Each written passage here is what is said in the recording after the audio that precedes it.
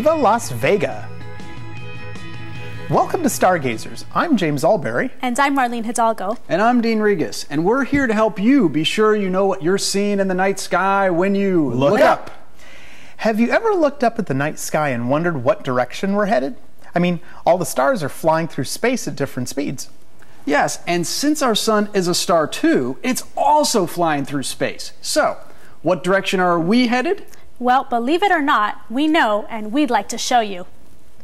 Okay, we've set up our skies for any clear night next week, just after sunset. And if you look almost overhead, you will see a very bright star near the zenith. That bright star is the 5th brightest star we can see from Earth, and its name is Vega. Vega is the brightest of the 3 bright stars that make up the summer triangle, and it's the star farthest to the west. The next brightest star is Altair in Aquila the eagle, and the 3rd brightest is Deneb in Cygnus the swan. But the one that really grabs your attention is Vega, because it glistens with a sharp, crisp blue-white light. In fact, it's so bright and obvious that when it's overhead, it has been called the arc light of summer nights. And its blue-white color tells us that it is much hotter than our own yellow-orange sun. In fact, compared to our sun's temperature of 10,000 degrees Fahrenheit, Vega blazes away at a fierce 17,000 degrees Fahrenheit.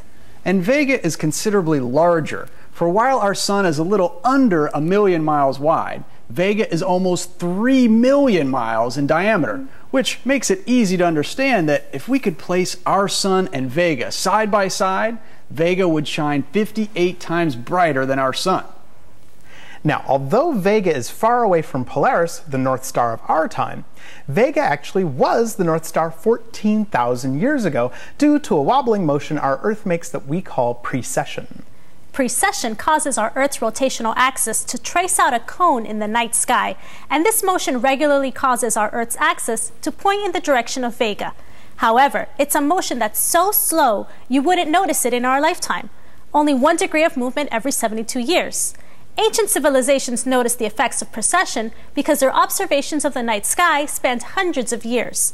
So, if you lived long enough, you'd notice that Vega would become our North Star once every 26,000 years.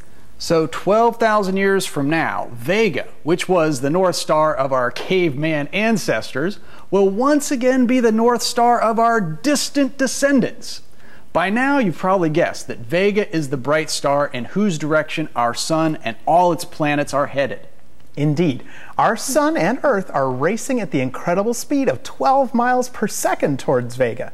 And even though Vega is only 25 light years away, at this speed it would still take our sun almost 500 million years to reach Vega.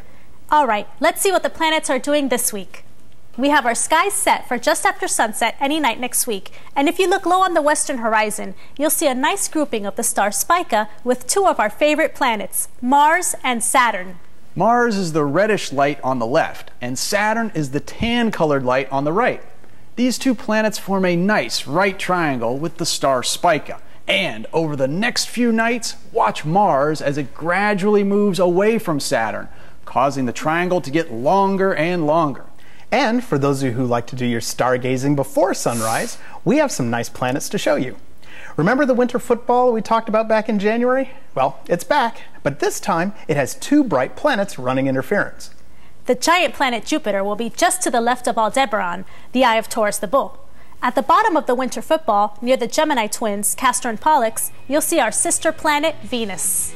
So, any night next week, go out after sunset and look almost overhead and imagine that our Earth and all of us on it are zooming through space toward the bright star Vega. And make sure you check out Mars and Saturn at sunset. And the return of the winter football with Jupiter and Venus in the morning. Keep looking up.